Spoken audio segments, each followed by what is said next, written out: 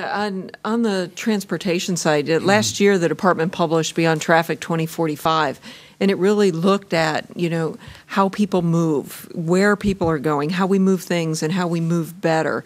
And Beyond Traffic 2045 looks out 30 years. And when you look at transportation, anything you build, you're building bridges, how long do they last? 30, 40, 50 something years. Right. So how do you take what's going on today, all the activity, how we move things, how things change, how this Internet of Things, how the smart cities, the connectedness of everything, how will that change what we do in the transportation sector over the next 30 years? And, the Beyond Traffic 2045, it's a draft framework, and it opens the door to that conversation to say, okay, we've got all of this. How do we take that data and do that analysis so that we as a country, as we're moving forward, how do we look out over the next 30 years so we're doing the right things as people are moving and as we're moving things and moving forward? Yeah. Logistics requires movement, and movement is key.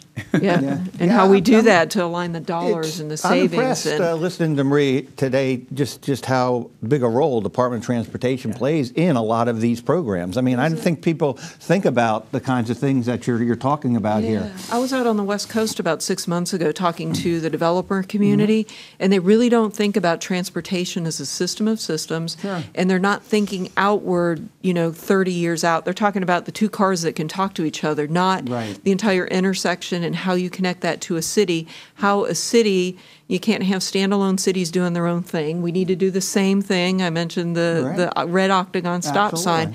We have to be consistent, not just as a nation, but across North America, too, as this goes to the architecture and some of this other. But again, looking out is Beyond Traffic 2045 is looking at that for 30 years because of the underlying infrastructure that we're building, the bridges, the roads, all those pieces. And we're moving very fast in the Internet of Things, yet we're looking out 30 years because we've got this infrastructure, and you have to look at how metropolitan areas are growing. Which is